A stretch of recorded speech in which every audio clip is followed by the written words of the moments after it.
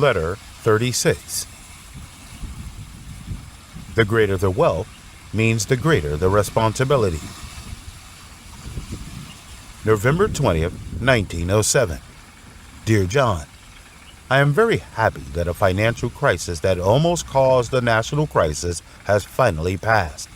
Now, I think our President, Theodore Roosevelt, can go to Louisiana to continue hunting with peace of mind, despite his surprising incompetence in this crisis.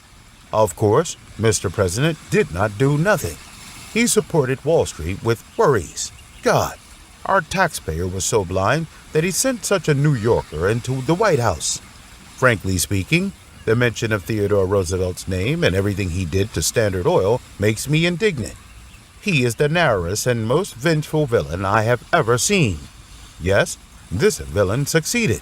With the power in his hands, he became the winner of an unfair competition that was initiated by him. The federal court issued a huge fine that was unprecedented in American history and ordered its dissolution of our company. See what this despicable man has done to us? However, I believe that his so-called punishment will not succeed after all, but he will feel greatly disappointed because I believe that all our companies are not rubbish. We have an outstanding management team and sufficient funds. We can resist any risk and attacks. Our wealth will come from their healthy bodies. Wait and see. There will be times when we secretly cheer. However, we are indeed hurt and treated extremely unfairly. Theodore accused us of being a villain with huge wealth, and the judge insulted us as if we were notorious thieves, as if our wealth were conspired to plunder. Wrong.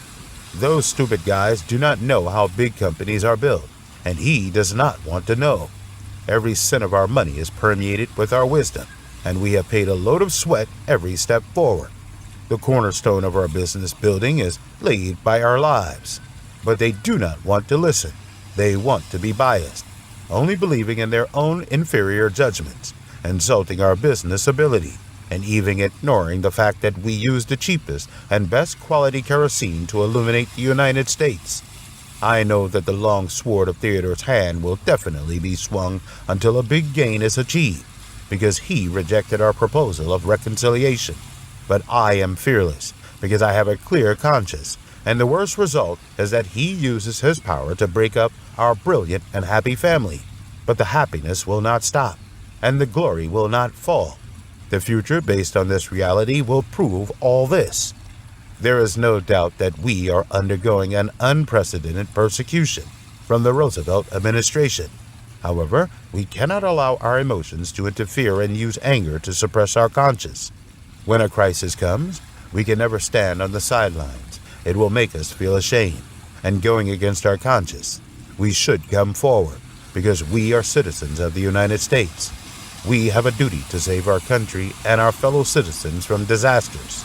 As a rich man, I know that great wealth is also a great responsibility, and I shoulder the mission of benefiting mankind. The financial crisis swept Wall Street. Depositors who were in the panic lined up to withdraw their deposits from the bank. There was a run. When a crisis that would cause the U.S. economy to enter the Great Depression again, I had a foreboding that the country had fallen into a double crisis. The government lacks funds and the people lack confidence. At this moment, Mr. Moneybag must do something about this.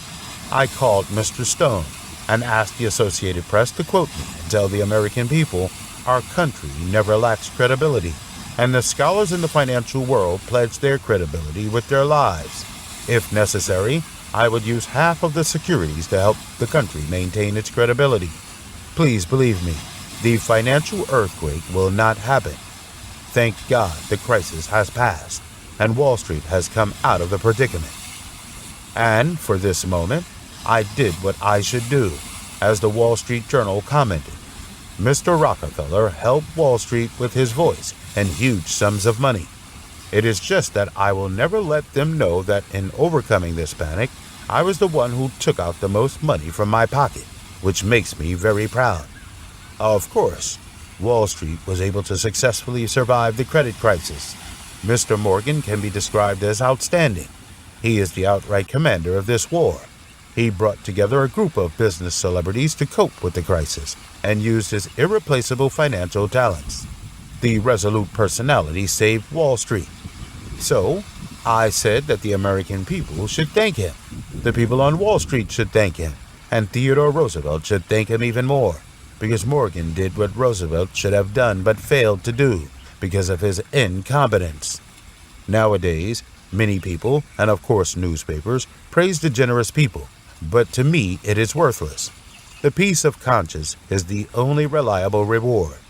The national crisis is the head, and we should do our part and have the courage to bear it. I think those people who sincerely extend a helping hand are just like me. We just want to shine our motherland with our own strength, faith, and loyalty. But I am not without shameful records.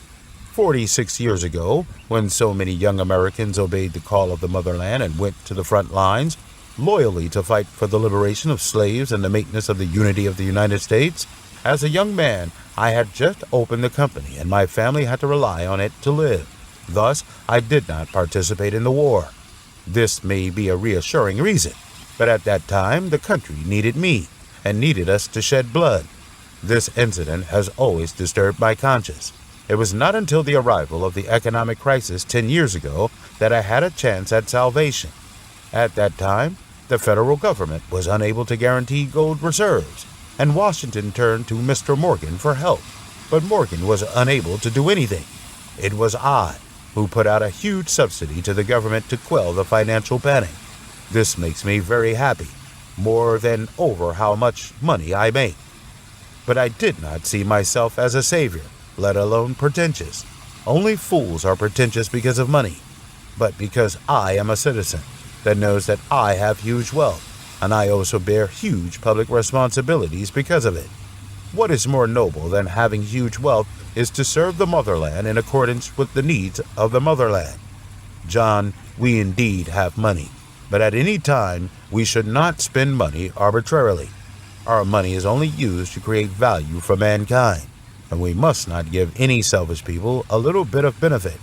Of course, we will never donate money to Republicans to support their election campaigns anymore. Theodore Roosevelt has already hurt us. Fame and virtue are the decoration of the soul. Without her, no matter how beautiful the body is, it should not be considered beautiful. Love your father.